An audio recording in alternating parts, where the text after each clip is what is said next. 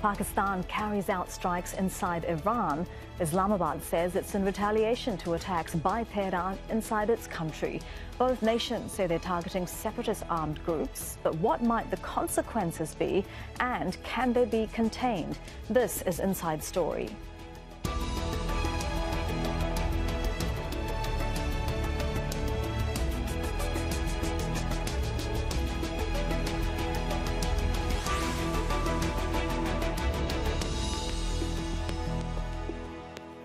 Hello and welcome to the program. I'm Elizabeth Puranam. Iran and Pakistan have launched attacks across their border and into each other's territory. Both say they're targeting armed groups and used national security to justify their actions. Armed groups in the Baluchistan region have been launching attacks in Iran and Pakistan for years. Both governments accuse the other of not doing enough to stop them. But these latest unilateral military strikes have raised tension between the regional powers that could undermine joint efforts to secure the border. We'll go to our panel in just a moment, but first, Fintan Monaghan has this report. The aftermath of an Iranian attack on Pakistani territory. 2 children among those killed. Iran's foreign ministry said it was targeting armed groups hiding out in the border region. Pakistan is our neighborly country, a friend and our brother. It was not the target of Iran's drones and missiles. This is an Iranian terrorist group that has taken refuge in Pakistani territory. Pakistan's response came within 24 hours. An attack on Iranian territory. Pakistan's foreign ministry said it was also striking armed groups along the border. This morning, Pakistan undertook a series of highly coordinated and specifically targeted precision military strikes against terrorist hideouts in Sistan-Baluchestan province of Iran. A number of terrorists were killed. The Balochistan region spans both countries. Some armed groups there are fighting to gain independent homelands. Others are demanding better treatment for Sunnis in Iran. Attacks have been carried out in both countries. And Iran and Pakistan have exchanged accusations in the past that not enough is being done to fight armed groups in the borderlands. Iran and Pakistan both said they respect each other's sovereignty, but justified the strikes on grounds of national security. Although relations between the two states appear reasonably cordial, the attacks have raised tensions. Pakistan's caretaker Prime Minister and Iran's Foreign Minister met at the annual World Economic Forum in Davos, Switzerland, just hours before the first strike. And their countries' navies have been carrying out joint drills near the Strait of Hormuz. Regional powers, including China, are calling for calm. Now that both sides have launched strikes, some hope that this may be possible. But there are also fears of further escalation. Fintan Monaghan, Al Jazeera for Inside Story. We have a panel of distinguished experts on Inside Story today. In Lahore, Pakistan, Ahmed Rashid is a preeminent expert on armed groups in Pakistan, Afghanistan and Central Asia, and is a former resident of Balochistan. In Pakistan's capital, Islamabad, Maliha Lodi is a veteran diplomat and columnist for The Dawn newspaper and website. And joining us from Mashhad in northeastern Iran is Mohammad Mirandi, professor of the University of Tehran. A very warm welcome to the program. Mr. Rashid, I'll start with you in Lahore. Are the two sides even now that Pakistan has retaliated, or does the Pakistani strike raise the risk of escalation? Well, the problem is that, yes, there is an international dimension to this conflict, which you've just raised. But what is being ignored very much by the media and by other experts is the local paradigm, which is much more complicated. For example, it's the fact that each state, Iran and Pakistan, have been bombing their own citizens. They've been bombing them in their respective countries, but they've been bombing them themselves. Both countries, Iran and Pakistan, have faced terrorist threats from within the Baloch community, and they have failed to deal with them, and they have failed to win a victory against these extremists and terrorists. However, the bulk of Baloch, both in Iran and in Pakistan, are not terrorists. They're probably the most poorest ethnic group in South Asia. They've been deprived of education, of development, of almost everything. And much of their protest is aimed at trying to get attention to the fact that they are being deprived. Right now in Islamabad, there's a massive demonstration of Baloch women who have done a sit-down in a bid to garner attention to the fact that their husbands, their male relatives have been missing for many years. So these kinds of things, as long as they go on, in Iran, it's the same situation. All right. Let me put that to Mahila Lodhi in Islamabad. By carrying out these retaliatory strikes, I suppose, by Pakistan, is Pakistan attacking groups that are fighting for greater autonomy or even independence from Pakistan? Is it attacking its own people, as Mr. Rashid is saying?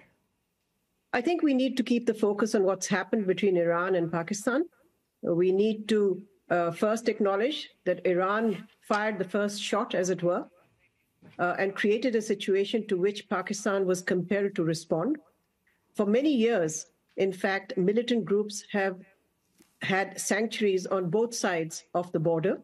At least that's been the accusation of one country against the other. And I think the surprise element was that when Iran conducted this strike on Pakistani territory, there was, in fact, a high-level Iranian delegation in Islamabad. And Pakistan and Iran were also holding joint military exercises. So several channels of communication were open between Islamabad and Tehran to address this issue, which, of course, remains unresolved and needs to be addressed. As I said, there are militant groups. Pakistan accuses Iran of providing sanctuary to militant groups on its side of the border, and Iran also accuses Pakistan of providing a haven for, or at least these militant groups are to be found on the Pakistani side of the border, according to Iran. So I think this unresolved issue is really at the heart of what has happened. But what has happened. Pakistan took a proportionate response to what Iran had done. And I think now we're looking at a pause. I don't think it's in the interest of either country to further escalate the situation or to inflame the situation. So we have to wait and see how and when de-escalation begins to take place, because I don't think we are going to see any further escalation in this situation. Mr. Morandi, what do you say to that? And what Ms. Lodhi is saying is that there were many open channels of communication between Iran and Pakistan, and yet Iran chose to carry out the strike on Pakistani soil, despite calling Pakistan a friendly and a brotherly country. Why did it do that? Well, there are two or three things here. First, going back to what Ahmed said, he is correct. This area in Pakistan and Iran is more backward than other parts of these two countries. One reason is the American sanctions, by the way, because Iran and Pakistan were planning to have a major gas pipeline, and the Americans blocked it. And so a lot of things that can be done between the two countries aren't being done, and that makes this area a dead end. The second is that this attack that took place from the Iranian side, it comes within a context. The Israelis, ever since the genocide began in Gaza and the war began, they've been mobilizing to retaliate against Iran because Iran supports Hamas. Iran helps them. That's why they're able to build tunnels and they have defense capabilities. Iran supports Yemen. It supports Hezbollah. We all know that. And so Israel wants to retaliate, and they've been activating terror groups in Kurdish areas in Iraq, where the Iraqi central government has less control, and alongside the Pakistani border, where the Pakistani government has it's less governed, partially because Pakistan is focused on India. It also, like us, it has problems with Afghanistan. The border area is a problem, and there are many Pakistanis who come to Iran for because of economic problems. So there's a large Pakistani community alongside the border. But are you saying, Mr. Morandi, that Israel has groups that it controls on the border between Iran and Pakistan? That it can ask, that it has such control? Yes, Israel does fund elements of ISIS. It does fund elements within the Kurdish separatist groups, and it does fund Jaish al-Adl. Before, Jaish al-Adl was also funded by countries in the Persian Gulf, some countries, but that's ended. And ISIS and Jaish al-Adl both are Wahhabi groups. That funding is ended. There's nothing coming from any country in the Persian Gulf region anymore, as far as I know. Okay, let me put what you're saying. Let me put what you're saying to Mr. Rashid. What do you think of what Mr. Marandi is saying, that Israel funds groups, including Jaish al-Adl, and that they are acting on behalf of Israel, and that Pakistan doesn't have control of the security in Baluchistan? Is that true, despite Baluchistan being one, if not the most militarized regions in Pakistan? Well, certainly Baluchistan has become extremely militarized because within the Baloch community there are extremists and terrorists who the state is trying to wipe out. Now, the problem is that what you need at the moment are both governments, Iran and Pakistan, need to attempt some kind of peace and reconciliation with their own population. And we're not seeing that at all. For many years, we haven't seen that. The insurgency in Pakistan has been going on for nearly 50 years. In Iran, it's something similar. So bringing this to an end, it cannot be left to the Israelis or the Americans or anyone else. It has to be the local governments have to empower their own people and encourage development and other such things, so that the young people do not head towards the militant road. And Ms. Lodi, Mr. Marandi is saying that one of the reasons that Balochistan is so underdeveloped is because of American sanctions. Is that the only reason? Balochistan has mineral riches, it has gold and zinc and oil and gas. It provides around half of the countries of Pakistan's energy needs, and yet something like half of its cities don't have access to the natural gas. Well, I think there have been problems of underdevelopment in Balochistan. There's no question about that. But the Pakistani federal government has been trying in recent years to address that issue. But what has not helped is, of course, Pakistan's grave economic crisis, which has left the country cash-strapped. So I think there are many dimensions to this issue. But I do think this suggestion that Pakistan does not have control of Balochistan, I think it's preposterous. Of course it has control of Balochistan. But what it is struggling against are the activities of certain terrorist groups. And that's not unusual. Along this border with Iran, as I said, both countries have had complaints. They've made complaints to each other about the presence of militant groups on either side of the border. And I think that is what Pakistan has been trying to respond to. But if we look at the current situation, I think there is a need, as I said before, for de-escalation between Pakistan and Iran. After all, as I said before, these two countries had been improving relations in recent years. In fact, after the Saudi-Iranian rapprochement, which, as you know, was mediated by China, there was a real spurt in activity, diplomatic activity between Tehran and Islamabad, and we'd seen, in fact, an intensification of efforts to improve trade relations between the two countries. Now, you know, all of that now is going to take a backseat until the two countries are able to re-engage. Remember one thing, the two countries have not suspended diplomatic relations. They've recalled their ambassadors from each other's capital. Actually, Pakistan was the one that did that first. But diplomatic relations have not been suspended.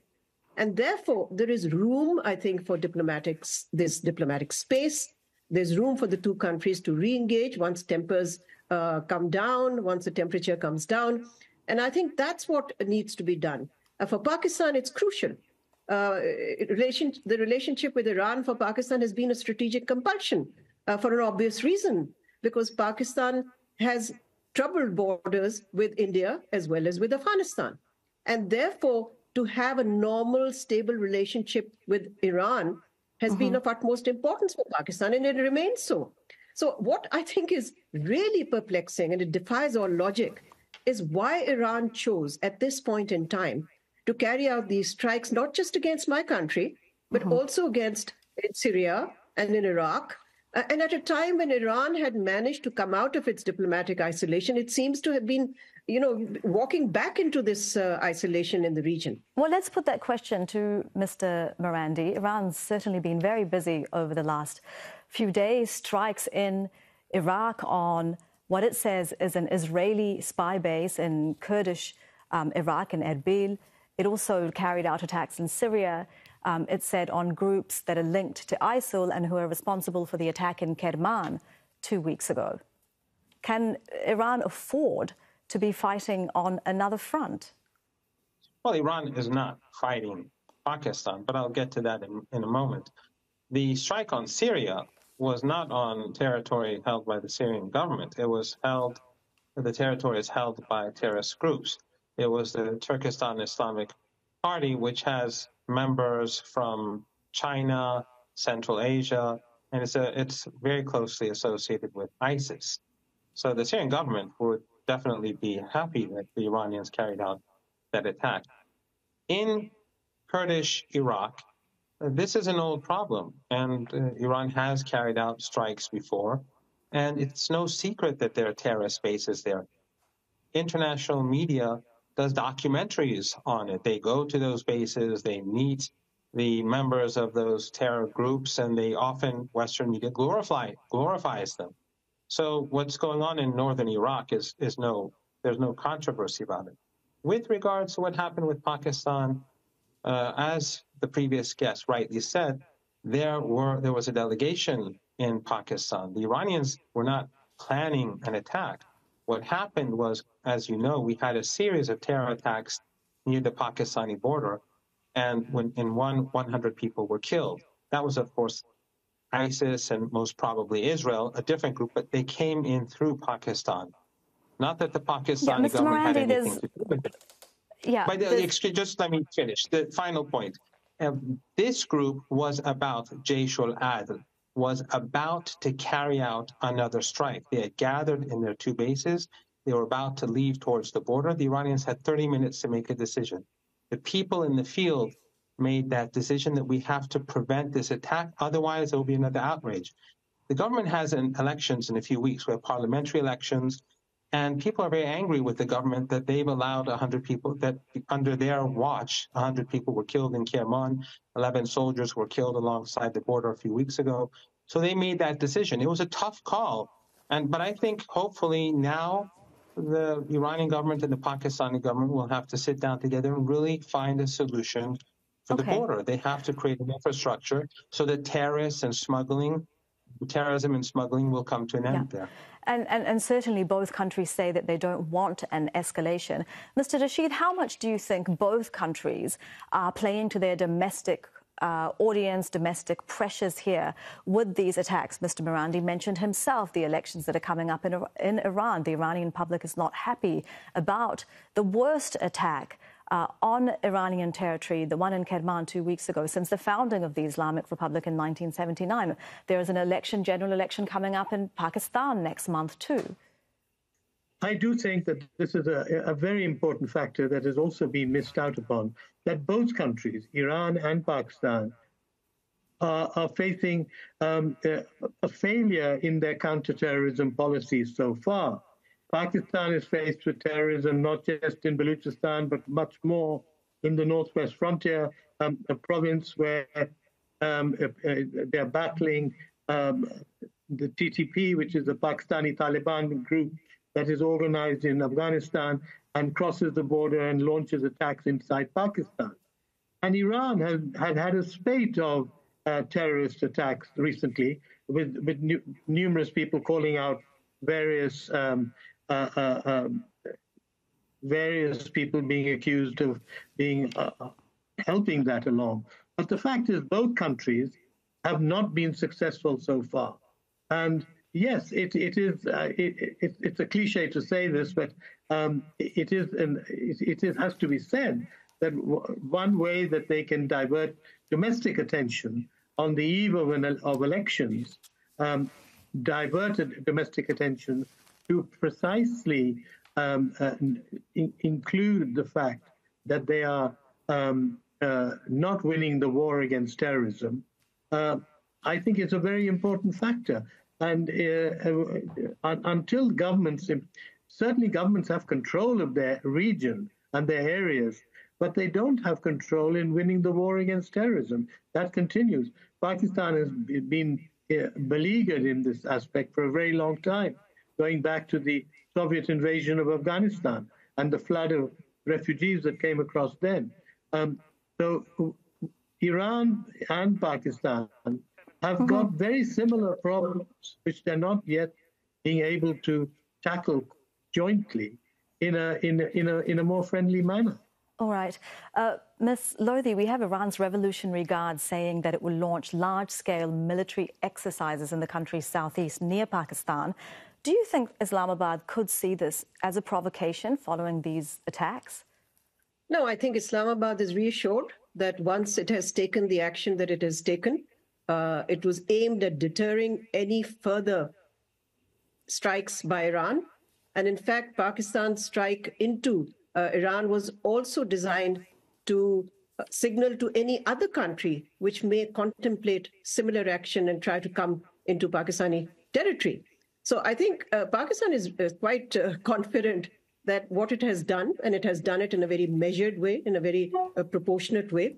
But I do want to respond to what Ahmed just said about Pakistan and Iran having similar problems. I think there can't be two countries more dissimilar in how they have confronted some of their domestic issues. We in Pakistan do have an election, but that doesn't mean that the action Pakistan took was meant to divert attention away from the election. Quite the contrary.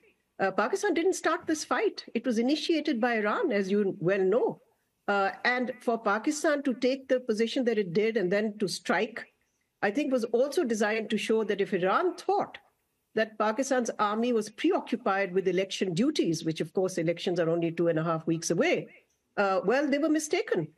And the signal was very much that don't underestimate Pakistan's ability and the means that it has to retaliate. And retaliate it did. But as I said before, Pakistan does not wish to inflame the situation. There is a need to de-escalate. And I think we will see efforts towards de-escalation in the coming days. Okay. Mr. Marandi, do you think that Iran has got that signal? You said that this attack was carried out because they had information that they had half an hour to act on. What if they receive information, again, that these groups are planning another attack? Is it going to risk inflaming the relationship with Pakistan again at this point? Well, I think, first of all, we shouldn't misread the situation. The fact is that 100 Iranians were killed, and they were all innocent civilians, and they went as families. And many of them were women, many of them were children who died in Kerman. And the 11 soldiers who were killed alongside the border, they were young men. And we had a series of other killings near the Pakistani border over the past few weeks, all of them young men, all of them having families. The Iranian government is responsible for the safety of ordinary Iranians. At the same time, Iran wants to preserve the best of ties with Pakistan. The two countries have to secure the border. Pakistan has to do more to secure its side of the border. The Iranians have to help Pakistan in that regard. Hopefully this will not be necessary.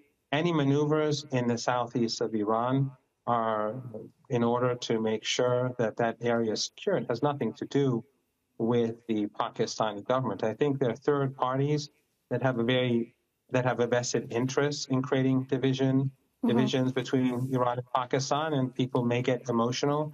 But the fact is that the bond between Iran and Pakistan is very strong, and the terrorists will not be able to, and their backers will not be able to create a divide and distract attention away from Gaza.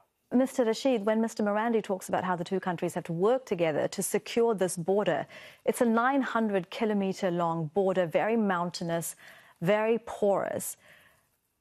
How can they do that? It's something that they haven't been able to do yet.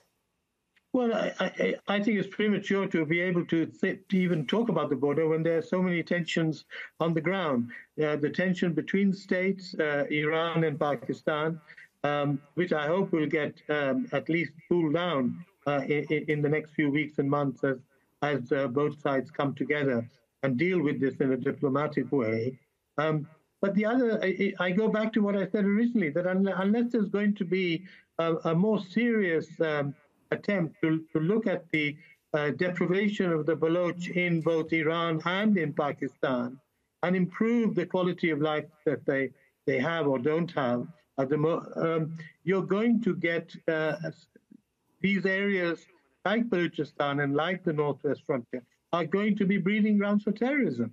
And what is needed is a strategy, a policy, which addresses some of the local domestic issues. And that, unfortunately, both countries, Iran and Pakistan, have not been very good at doing. Ms. Lodi, do you think that is something the Pakistani government is capable of doing after, 70 years of people in Balochistan fighting for greater autonomy? No, I think you are completely mistaken in depicting it that way. There are groups there which are foreign-sponsored and foreign-supported, which are active, but by no means do they represent the mainstream of Baloch opinion. Yes, Pakistan does need to address underdevelopment in Balochistan, but I think if we look at the Pakistan-Iran dynamic right now, I think there is, let's not forget that there has been intelligence cooperation between the two countries on dealing with Jaish. So both countries have a lot to lose if if the tensions continue. So I think we are going to, at least it's my hope that we will see not just de-escalation, but a serious effort by both sides to agree on the kind of border management that addresses the security concerns of both countries. All right, Mr. Marandi, just lastly, we don't have very long left in the program. China is a close ally. Both countries is urging restraint. Do you see China playing a role in here, or is it not necessary? China could play a role. Perhaps since, as your previous guest pointed out, Pakistan has economic difficulties, perhaps China, for their own interests, could help create part of the border infrastructure to protect the borders and help prevent terrorism and smuggling. But I think that what Ahmad says is true. Iran, for example, has tried to develop the country. It's a somewhat left-leaning country anyway, but Iran has been under sanctions. Some of the, as I said, some of the projects with Pakistan haven't gone through because of the Americans, but also the economy has struggled, and both Iran and Pakistan have to do more for their populations to make the deprived feel better engaged in society. Mr. Marandi, thank you very much for that. I'm afraid we'll run out of time, but thank you to all of our guests, Ahmed Rashid in Lahore, Maliha Lodi in Islamabad, and Mohammed Marandi in Mashhad.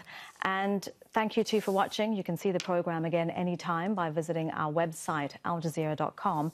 And for further discussion, do go to our Facebook page. That's facebook.com/AJ Inside Story. You can also join the conversation on X. Our handle is @AJ Inside Story. From me, Elizabeth Puralam, and the whole team here, bye for now.